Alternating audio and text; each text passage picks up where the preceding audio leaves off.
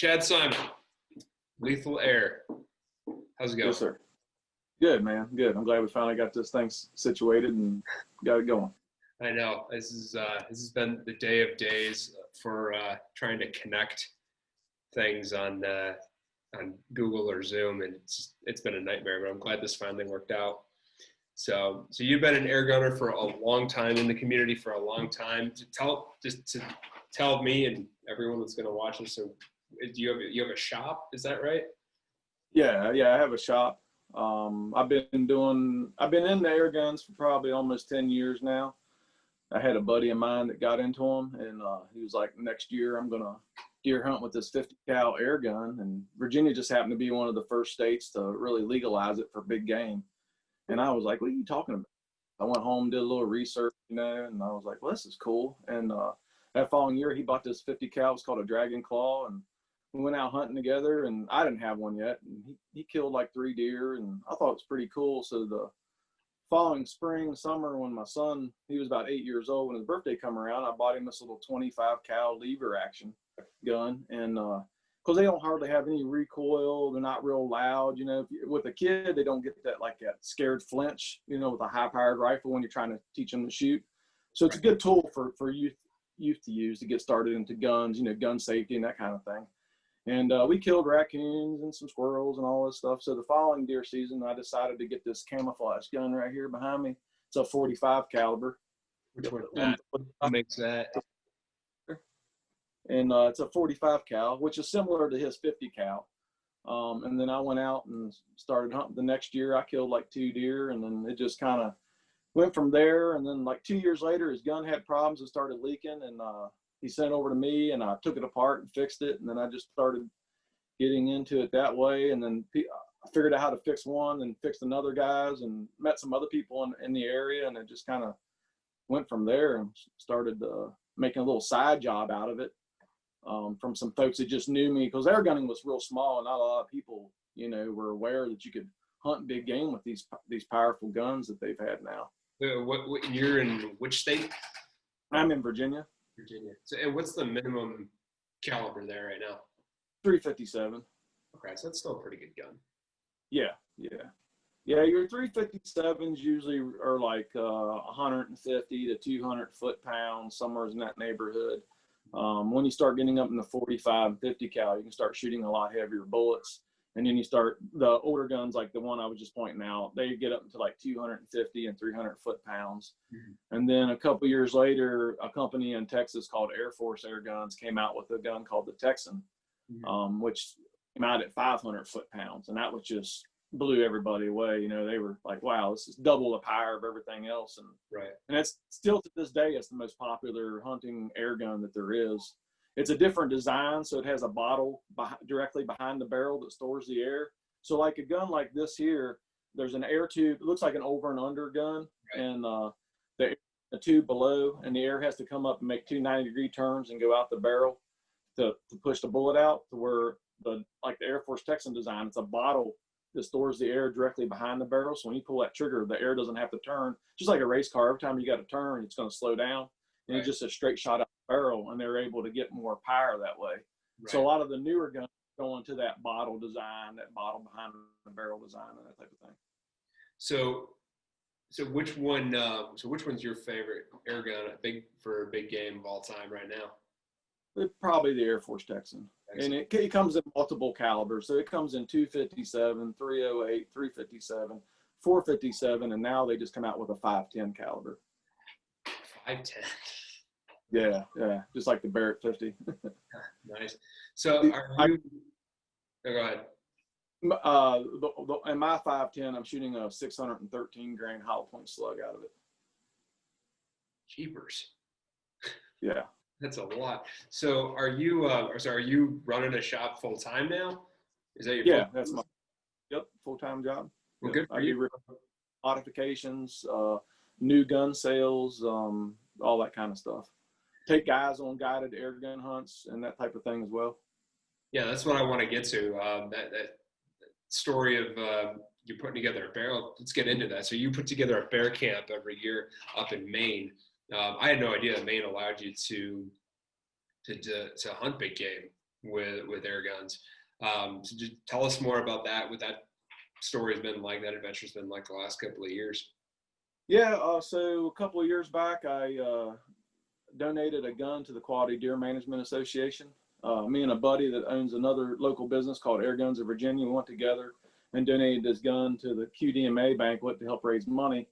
So in that process, everybody that donated something, they put names in a hat and kind of drew out some prizes and stuff. So I won this bear hunt in Maine, and I was just going to go up there and shoot with my bow or something. I started doing research. I was unaware that Maine was, because Maine, some of the states didn't like advertise that they were airgun friendly or airgun laws.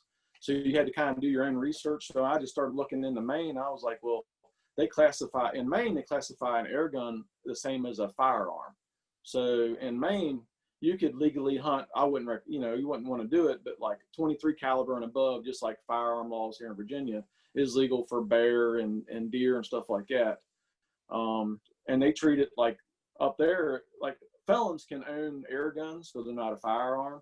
But in Maine, since they treat it as a firearm, if you're a felon, you can't possess a firearm or an air gun and hunt with it in Maine. So different states have laws.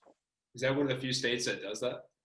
Yeah, it's one of the few states that does it. Most states doesn't recognize it as a firearm. A lot of my customers are past convicted felons that, just are happy to get out back in the woods with the gun again, and some sort of gun and not a crossbow or a bow.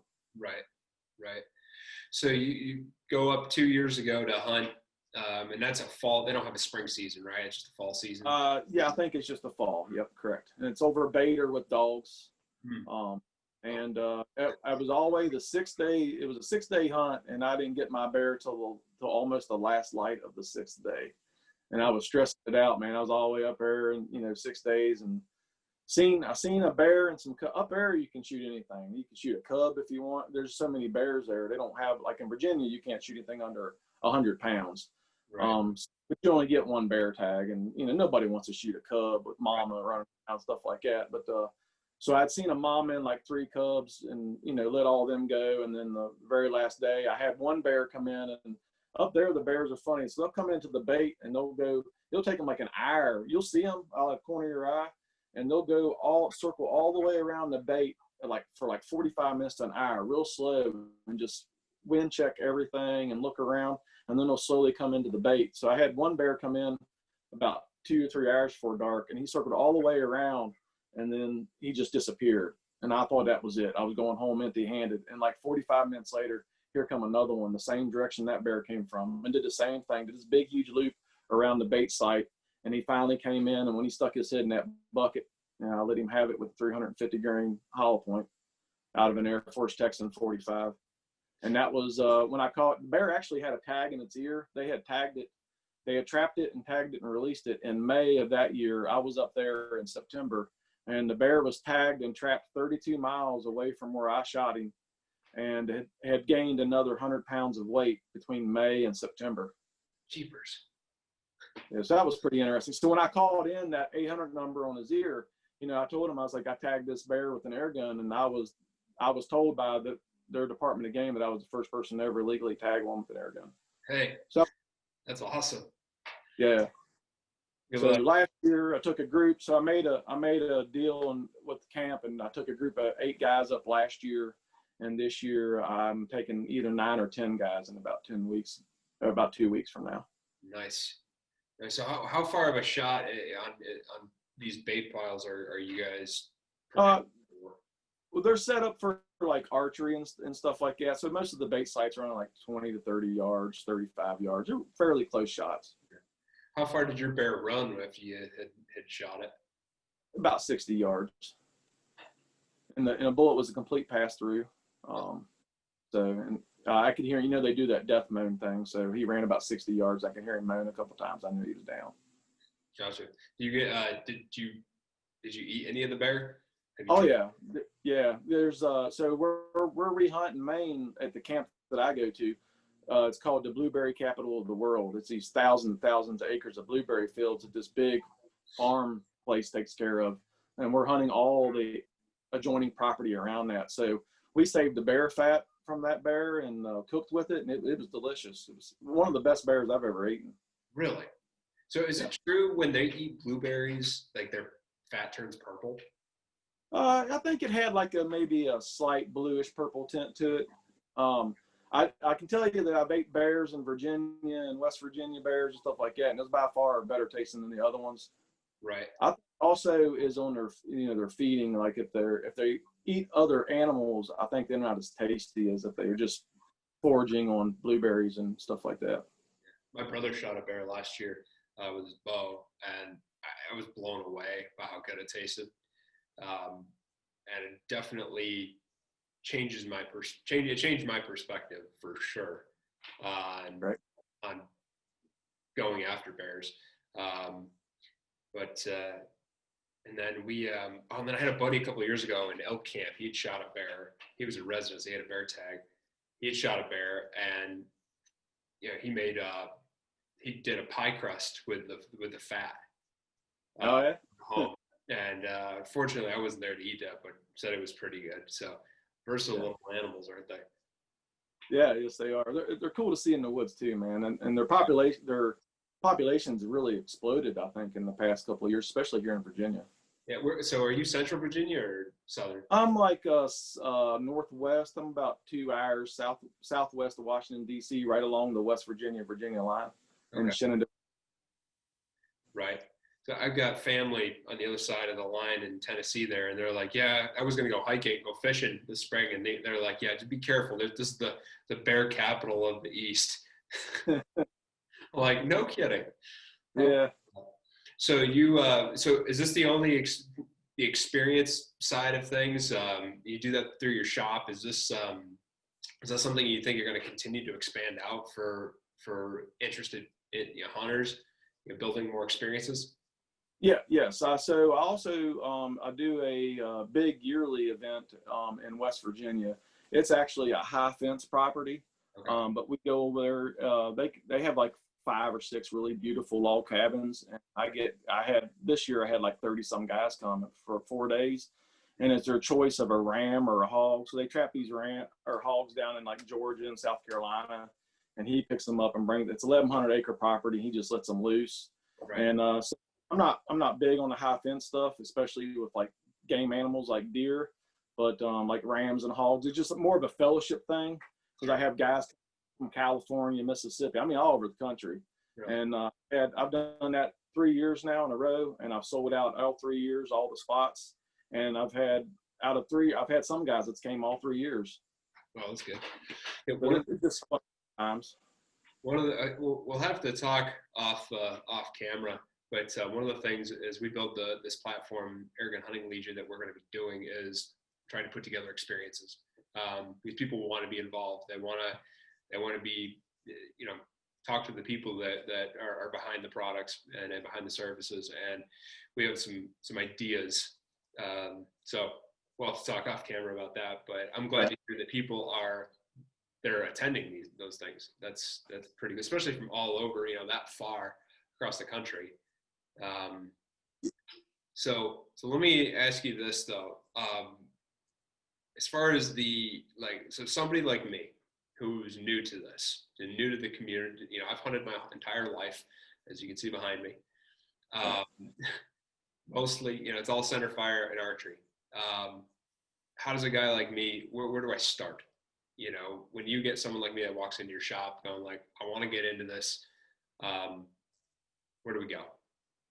First thing I do is I ask them what they want to do with the rifle, what they want to hunt, if it's big game, small game, and also what state are you in, what's your regulations for your state that you're hunting, because some states allow you to have 30 cal and up, some states are 357, some states are 40 cal and up, so it just depends on your state. So I ask a bunch of questions, and then kind of go from there, and then depending on the gun will be like the budget, because the big bore guns that you would big game hunt with would be anywhere from like $600-700 and get into like $2,000 or more. Right. So then we go with your budget, because it's kind of expensive to get into the sport at first, because you have to figure out an air supply, because these guns hold anywhere from 3,000 to 4,500 psi in them. So your regular shot compressor in your garage is not going to fill your gun. They actually make a bicycle style hand pump that you can buy for like $150, but that's a heck of a workout, and that's a young man's tool. None of the old fellas. I mean, you're talking about thousands of strokes to get your gun from like 1,000 extra psi in it. It's a lot of work. So they make small compressors. They make portable compressors that you can like carry in your truck and hook up to your truck battery or plug in the wall. And then I have a big shop compressor that fills. So a lot of guys will get like scuba tanks or firemen's breathing tanks, the carbon fiber tanks. They are capable of filling to 4,500 psi. So then you just buy an adapter hose, and then you can refill your gun. Depending on the gun, how many shots you get. Like a small caliber gun, you can get some guns, you can get 30, 40, 50, 60 shots out of the gun before you got to refill it, like a 22 or 25 cal. But when you step up in the world of like 357 and above, now you're limited to like 4 or 5 shots, and then you got to refill the gun. And you start noticing your accuracy suffers, your feet per second is dropping. So you top the gun back off to full capacity. So when you're in the field and you're hunting, like how do you plan for that? And like if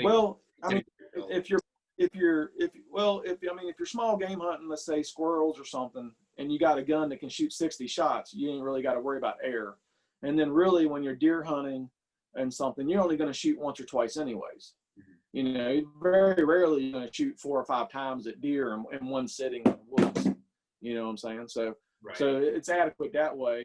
You can also, some guns you can carry like spare bottles and just swap the bottle if you really needed to. Like if you're out all night hunting hogs over a feeder or something, and you think you're going to shoot, 7 or 8 hogs that night, then maybe you can carry a spare bottle, and you can just screw the bottle off the back of the gun, like the Air Force Texan gun, screw in another bottle, and then you'd have another full bottle of air. Or you can get these little guppy tanks that are small, miniature, like scuba tanks, and they can put them in your backpack, and you just recharge the gun with that as well. Right. So, just kind of depends on the situation. And then once you get into, if you really get into it, you start casting your own bullets. Now you can shoot for pennies on the dollar of a firearm guy. I can sit out here and shoot all day and spend $5 in lead, to where a guy goes through 3 or 4 boxes of, rimfire ammo and spends, $100 at the range.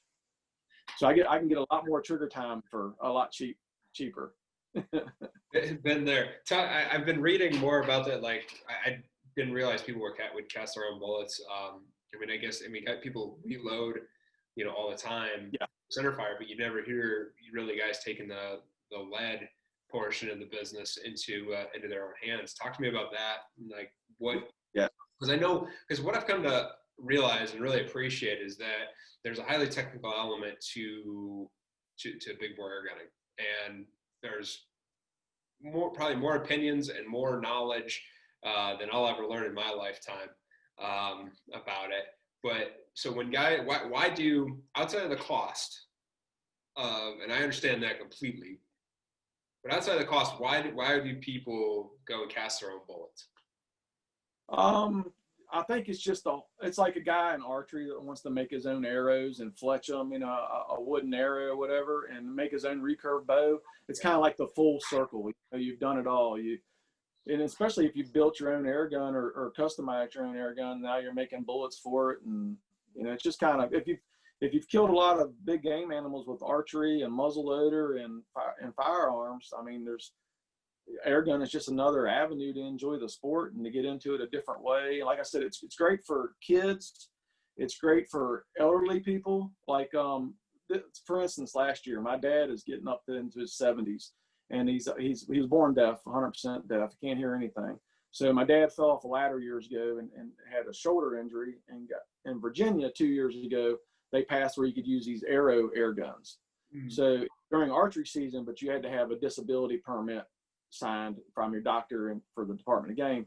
So my dad got one last year, and so there's 2 different ways you can shoot arrows out of an air gun. They make some air guns that the arrow is hollow and the arrow slides over a tube.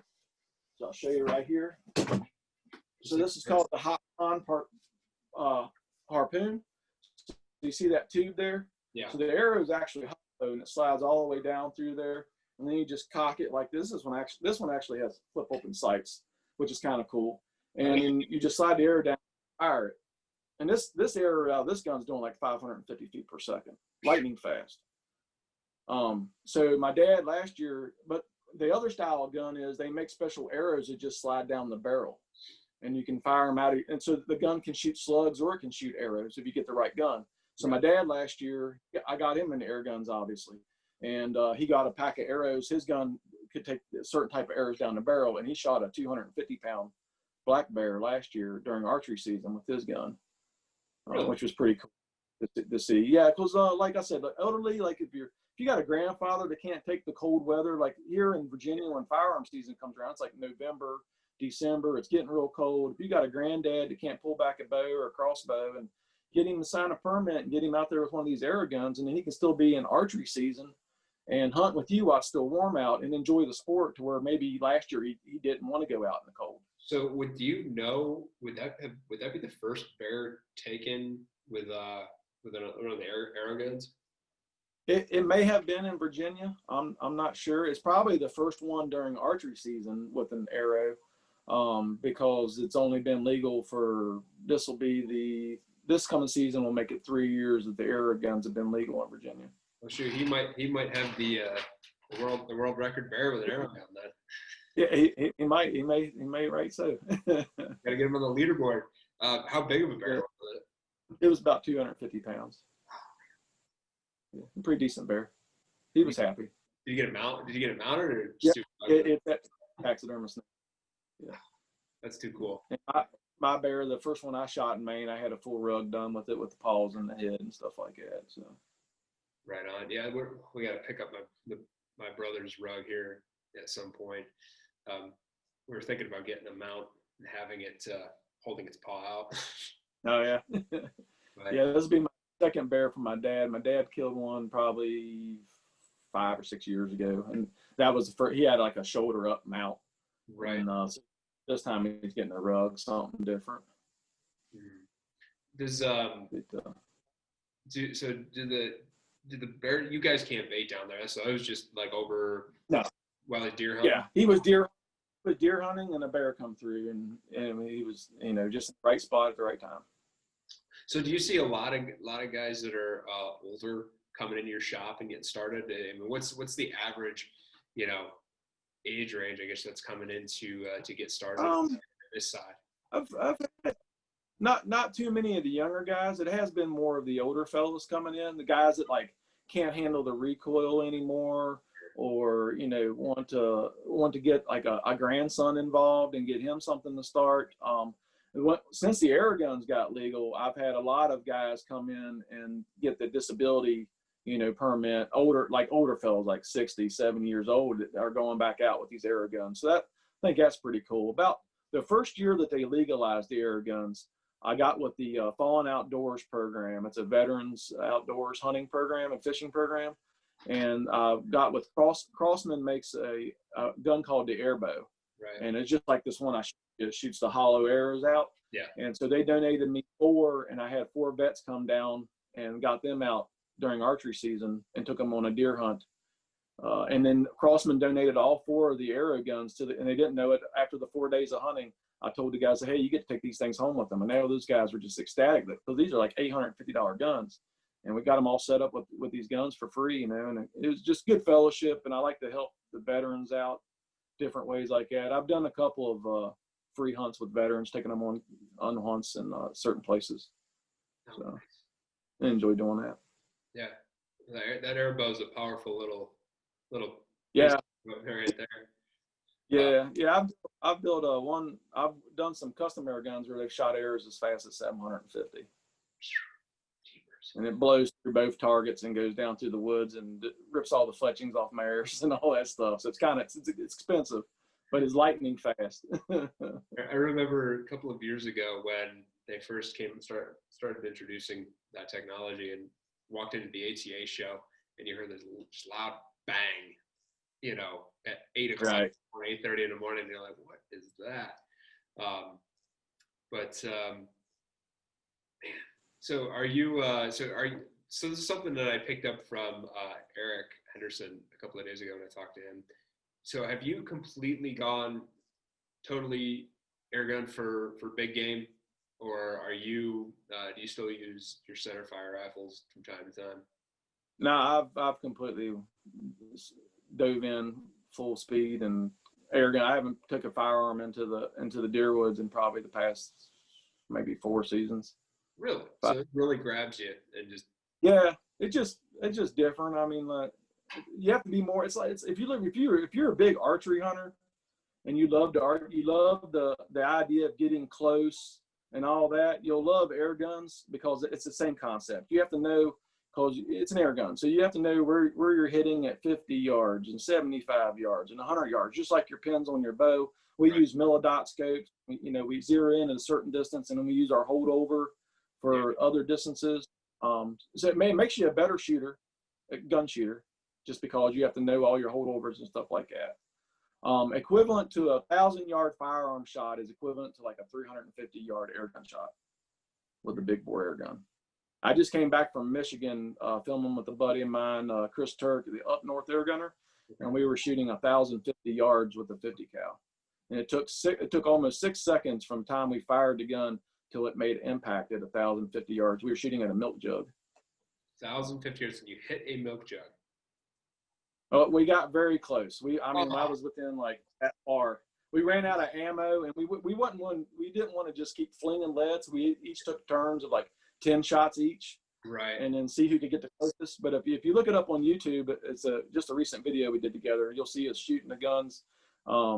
It was pretty neat to see the flight time of the bullet. We were shooting a 475 grain bullet. But it was a lot of fun. Out of what gun? Air Force Texan 50 cal. All right, we're gonna go find that. We'll put it into the link here. 1,050 yards. Would that be the? But where you hit? Did you have like a piece of steel behind it so you could see where you were hitting? It was the big dirt perm. Oh, okay, gotcha. So we could see the splatter. Yeah. I mean, we got real close. My son shot right under. My son's 17. He's a big air gun guy now, obviously, just because of me. He shot right under the milk jug at like maybe a foot below it, and I shot off to the left of it by a couple of inches and missed it. When we went back and reviewed the footage and slowed everything down, we were like, man, we went down one time. We got so close, we drove down there to see if we punched a hole in it, but we don't know how. It must have just looped right over top of the milk jug and just barely missed it. What kind of wind did you guys have that day when you were shooting? That one was pretty calm, and we were using about 370 MOA on the scope. We had done, the gun has a built-in silencer, and we had to unscrew the silencer off the front because it was in our scope view. We had the scope, pointing down on the gun like this, right, to shoot that far, because our velocities are like 1,000 feet per second, 900, 800, depending on your gun and your weight of ammo. It's subsonic, so it's a very rainbow trajectory to get it there. Right. So talking about scopes real quick and distance in a hunting situation, what's your personal comfort level? I like to stay within 100 yards. Okay. I've had customers of mine now that have shot deer out to 148 and 135 yards, and I hunt a lot of thick national forest woods. Or I don't hunt like farm fields and open fields. I'm more of a holler and hills. So I'm not going to really get a far shot in the places that I hunt. So do you find, and I hunt a lot of big timber and thick brush myself. I don't have as much access, like you said there, to a lot of ag. So it is pretty thick. Do you find that these bullets go through that little brush well, or do you really got to be really selective? No, you still got to be selective because when we use the lead bullets, there's as soft lead as possible. We try to get as close to 100% pure, which you never get, but 90%, 95% pure lead. So it doesn't take much for them you can scratch the bullets with your thumbnail. That's how soft the lead. That way it engages the rifling under the air pressure. Because we're just like firearms. We have rifling and all that too. So we gauge that to get the accuracy out there. Gotcha. And so do you, when you're casting those bullets, is that your test on the thumbnail, or do you have, is that just with what type of lead you're buying? Yeah, you can tell when you start melting it down, because all the impurities will raise to the top, and you skim that off and you get rid of it. And they make some different things that you can put into the lead when you melt it down that'll also cause the impurities to rise to the top. And you just take a spin and you get all that gunk off of there. And you can tell by the color of the lead too. It'll be more of a shiny mirror type finish as opposed to like a duller finish. And you can just tell there's more impurities in the lead. So the purest that you can find it, the better off for your gun. So I'm guessing your barrel too a lot. You get a lot of leading in your gun. After maybe 20, 30 shots, you'll notice accuracy changing a little bit, and you'll go clean your barrel again, get all that lead out of there, and then shoot it some more. So when you're doing now, I'm glad you brought that up. So I've heard some people say don't clean your air guns. Some people say clean them. What's the reality? It seems like if you're just shooting pellets at squirrels, it's a lot different than if you're shooting. It is two different ball games. Yeah, well, a pellet doesn't have much surface. If you think about the shape of a pellet, you just have the biggest diameter of the pellet head is making contact with the barrel, and then the back end of the skirt is making contact. When you're shooting like a slug, I have some. So not to get off topic, but I have a custom 20 millimeter air gun, which is 82 caliber. And that's a 1450 grain slug. This one's a 1588 grain slug. And this one weighs 1588 grains. But you can see it's just not, the rifling's only hitting those ribs, those areas and stuff like that. That's a pretty cool gun. That's this one right here. It shoots these bullets at like 600, 700 feet per second, but it does like 1,500 foot-pounds of energy. If you go to my YouTube channel, my son shot a doe in Texas with that last year with a 1,310 grain slug, and the doe did a mule kick so high that it almost flipped completely over on its back. And he shot it in the side, just a complete broadside shot. But I guess just the impact of that slug caused that doe to just mule kick like crazy. And it ran off like 20 yards and expired.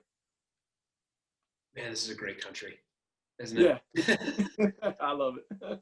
This is I have a custom mold for the 1450 grain one. And like a pound of lead, I only make like 4 or 5 of these bullets, and a pound is gone. So is that what you bring? Is that what you bring bear hunting? No, that's more of a custom gun. That gun is like really short range kind of gun. Right. I have shot it out to like 260 yards, but it's like you can actually see the bullet going through the air out there so far.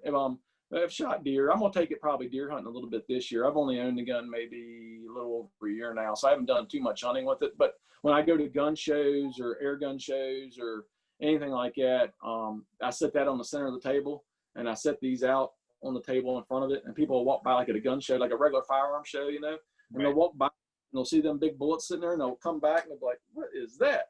And I'll stick my thumb down the barrel and I'll say, "That's a 20 millimeter." Jeez, 20 so it's good talking. And when I hit steel, these things are like this big. If I shoot a piece of steel with these bullets, that's about how big the flat bullet is. It's massive, palm of my hand. Gosh, yeah. Like to see that. Like to see that on a bear. Yeah. The bear hunt, I'm probably going to use like a sponsored gun that they want to get footage and stuff with, like a new rifle and things like that. And Lehigh Defense is getting into the air gun game a little bit. If you've ever, they're like their ammo for like self-defense. Yeah. So they got a new, and if you watch it Up North Airgunner video I was talking about, us shooting 1,000 yards. There's also a part in that video where Lehigh Defense is sending us these prototype copper rounds, but they're real thin and they just have very little bit of ribs to engage the rifling. Right. But they have these pedals that are all the way around, and they break off and they drive through. Like we were shooting a block of clay, and it blew a hole in a block of clay like this big, and then the pedals broke off the front, and they were like little broadhead spears. And they shot like 4 different directions and just making these big wound channels through this solid block of clay like you get at a Hobby Lobby, to like mold and sculpt stuff. Yeah. And we were just amazed at what those bullets were doing. And that's prototype. That hopefully will be out by this deer season. But I have a couple extra left over the prototype box. If they don't, I'm going to hunt with one this fall, because I want to see what it'll do to a deer. I may even use them at the bear hunt possibly with a Humerex hammer, 50 cal. You're taking that one. Yeah, it's a gun right here I got sitting beside me. It's we've been waiting for a while for this one to come out. It's been like 3 years in production, but it's probably hard to see. But it's a little bit different. It's got a 2-round magazine, which pretty much all the big bores don't really have a magazine because the bullets are so big. So it's kind of ahead of its time in the air gun world a little bit, and it's regulated. The other thing about air guns is a non-regulated gun is not going to be as accurate as a regulated gun, where it has a separate area chamber for air to fill in for the same exact pressure for every shot, to where like a gun like this arrow gun, what it does is a hammer strikes a valve and just releases a burst of air. So you might get, let's say, 325 psi goes out on one shot. The next shot might be 340, might be 332. So your accuracy is not going to be, you're not going to get like one whole groups like that. But if your gun is releasing 350 psi every single shot because it's regulated, then you're going to start getting like one whole groups and stuff like that. And the regulated guns are way more are in the small calibers because it takes less air to move like a 20 grain pellet or 30 grain little slug as opposed to shooting like a 350 grain, 400 grain, cast bullet. It takes a lot more air pressure to do that. That's awesome. Yeah, it's a lot of math, a lot of little things that are different, and it just depends on the caliber and the type of gun that you got, how efficient the air is coming out the barrel, and all that kind of stuff. I've learned a lot over the past 8 years, 10 years of messing with these things. Yeah, I'm sure that's really the only way to learn everything is just to dive in and start really using them every single day. Yeah, we'll start tearing them apart and repairing them. You start learning how they work and the mechanics, and then you figure out, well, I see why this gun is more powerful than that gun, even though they're designed the same. The valve just has either bigger or a heavier hammer spring, or just it has more airflow per shot. Just the way you figure it out of taking them apart, basically. So when you get someone that comes into your shop, do you ever have to dispel any myths about big bore hunting that you're able to speak to? Because I'm always interested. One of the things I was doing a lot of this research is we're getting ready to launch this project. Some of the myths and misconceptions about air guns I kept coming across. What are some of the ones that you deal with most frequently in your shop? A lot of guys not so much in my shop, because most time when guys come to my shop, they know what they're coming for.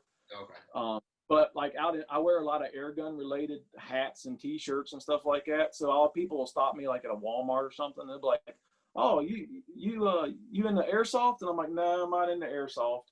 That'll be a common question. Or they'll be like, "Oh, you shoot pellet guns?" I'm like, "Well, kind of, but not really." And a lot of times I'll carry around like a 350 grain 45 cal slug in my pocket, because I'll show somebody that and they're like, "What? That's an air gun?" I'm like, "Yeah, man." It just blows their mind if they've never seen it before. So and so it kind of starts the conversation from there. So it's just really big, an education part of this as it becomes more accepted. Just the same way that, heck, I remember when they're trying to get crossbows passed in my home state growing up. It's very much an educational element which is kind of interesting because air guns have been around for forever. Right. But did you see that Mississippi cleared big bore deer hunting for this year? Yep. Yeah, they actually had made it legal last year. A good buddy of mine owns a business down there called Deep South Air Guns. Okay. And I went down and did some gator hunting with him a couple of years ago, and he started his own little business down there, and he got in talking with their Department of Game. And last year, as long as it was on private land, he was legal. So he actually shot some deer last year legally. And this year they kind of like put it in the law books and stuff. Like if you called them, they told you it was okay last year, but this year it was actually written on paper in the law books, which is cool. And the ASA, are you guys dealing with them at all, the Air Gun Sporting Association? Mr. Mitch King himself is going to be our next guest on Friday. Good deal. So, yeah, so he's a big advocate at helping these states, more and more states. Last year was probably our biggest year for air guns and big game. I think like 5 or 6 states legalized it for big game last year, which was huge for us because up until that point it was like 12 states. Now it's like 18 or 19, I think. Yeah. So that was pretty cool. Yeah, I remember years ago in a former life, I had worked closer with air guns, and there was, I think, like 7 states that were legal for deer hunting. Actually, at one point, I wrote a letter to the Texas Parks and Wildlife Game Commission on behalf of big bore airgunning, and then, never thought anything of it. Left that position, and years later, I was like, hey, I wonder if that letter did anything for Texas. And 2 years later, I was like, yeah, we're introducing this. I'm like, I hope somewhere there was a little part to help, but anyway, I'm glad to see it's growing at such a fast rate. Where I think, like 19, 20, 21 states now that you can do it. So let me ask you this: in cold weather, because I'm right now I'm in the great state of New York, which they don't even like you having regular guns here sometimes. Right. But if you're in cold weather in a cold weather state, like what's that do to the air pressure when you get into those cold parts of the year? It can impact it if you kept your gun warm in the house all night and then you get out early in the morning and you go out with it, it'll probably lose a couple 100 pounds of pressure from the fluctuating from the temperature difference. But if you leave it on your porch overnight or something and let it be already acclimated to the cold, and then the pressure change, there is no pressure change because there's no temperature drop. Drastic. It needs to be kind of drastic. It's not a couple of degrees, you're not going to notice something. It's like going from 78 degrees in your house out to 20 degrees outside. You're going to see it. Yeah. So a lot of times during deer season, my gun will stay cased in the back seat of the truck, and then I'll just keep it in the truck overnight and then just take it out because it's already kind of cold and that type of thing. Idaho opened up air guns for all big game this past year, which was really cool. Moose, elk, everything. Me and my son are going on an elk hunt in Island Park for elk with air guns this year, October 15th to the 25th, 10-day hunt. Well, good for you. Number one. Have you killed an elk before? No, never killed. I've never been elk hunting. This will be a first elk hunt. I'm super excited. I'm going to tell you, that's one of my favorite things in the world. So I'm really happy for you. And so you'll have to come do another one of these when you're back from that, because I'm going to want to hear all about it. Definitely. For sure. So as you're preparing for that, take me through your setup. What are you thinking about for that hunt? I'm thinking about I want to be within 100 yards. I'm going to use one of the most powerful guns that I have, which is putting out 1,200 foot-pounds of energy. The custom 50 cal that I built with a buddy of mine that I do a lot of business with in South Africa. So over there, it's really hard to get firearms and things, and air guns are unregulated over there. So they're big in South Africa. And so he builds these high-powered valves and things like that, these customized parts to make air guns more powerful. I've been doing a lot of stuff with him. So with some parts that he sent me, I've built a pretty powerful 50 cal. Actually, the most powerful 50 cal that I'm aware of that's ever been built. 100 foot-pounds. I mean, that's darn near a power of a centerfire image of a rifle. Yeah, 20. Yeah. I'm shooting that 613 grain bullet. I'm shooting it just under 1,000 feet per second. Oh man, yeah, no, that'll take care of it. 12 gauge. That'll take care of an elk. But Idaho in October, that can be real cold for sure. Yeah. So it's interesting. We just talked about that, keeping that regulated. So is this an on your own adventure, or are you guys going with someone? Yep. Nope. Self-guided. Well, I'm meeting a couple other air gunners there, which is cool. We're getting together and meeting there. Another buddy of mine, his name is Jim Fisher from Colorado.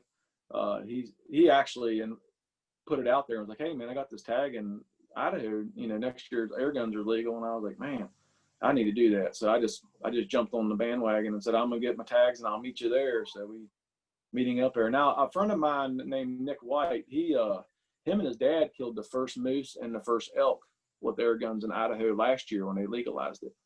Really? Yeah. Oh, there. I lost you. No, we're good. I would love to talk to them. That sounds like an amazing story. Can kill a moose with an air rifle? Holy.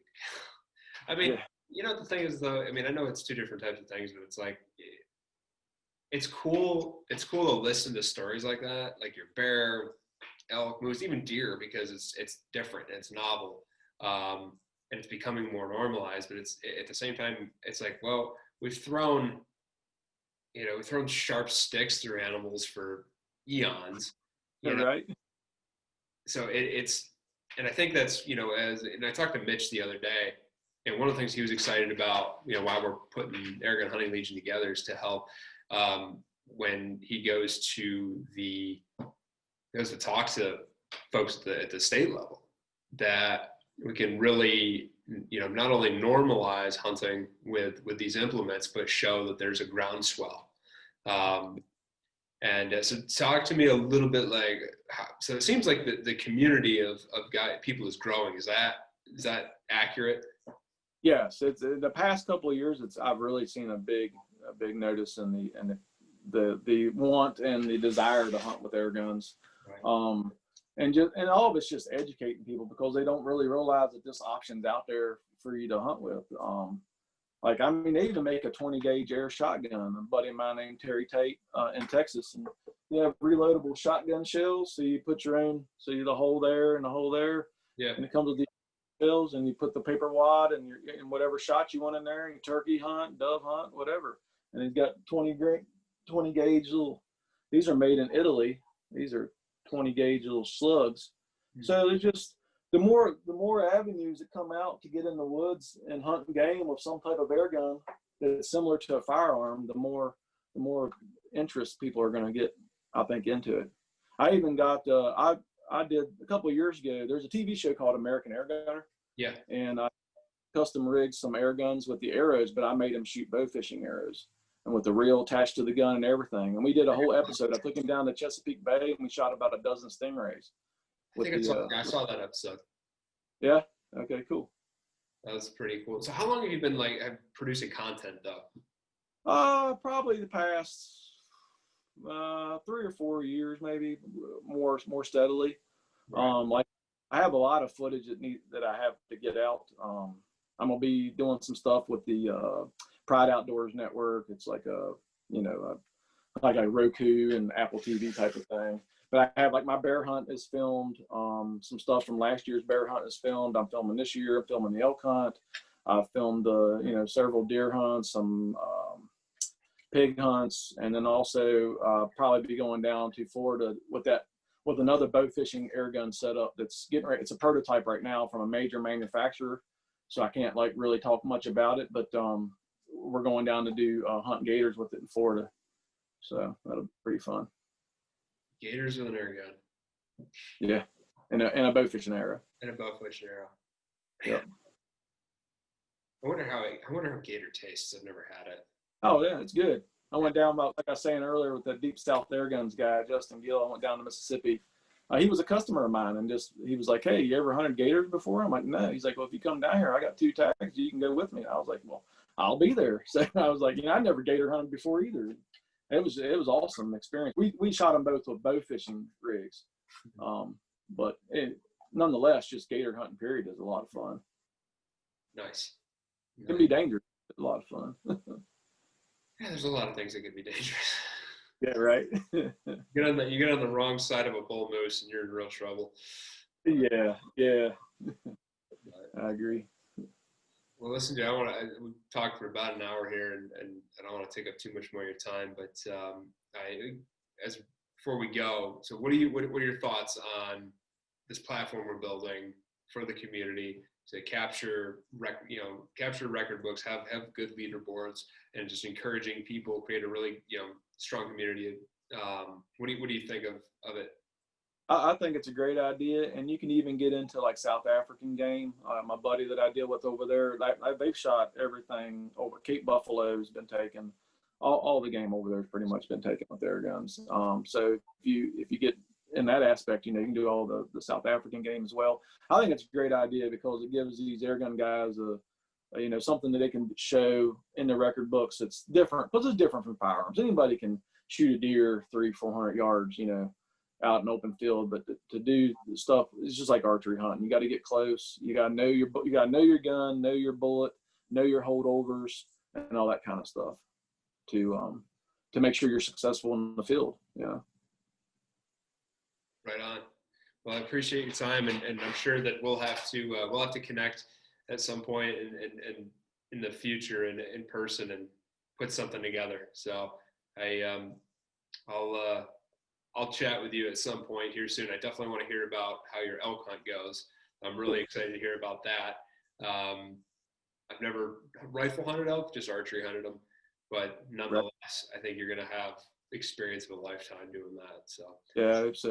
If you follow our stuff like Lethal Air Airgun Hunters on Facebook, Lethal Air on Instagram, and Lethal Air Airgun Hunters YouTube, you'll see a lot of content, because I share like a lot of stuff that happens in South Africa. Okay. A lot of people know that I'm pretty much the only really airgun business that's based around hunting that I'm aware of.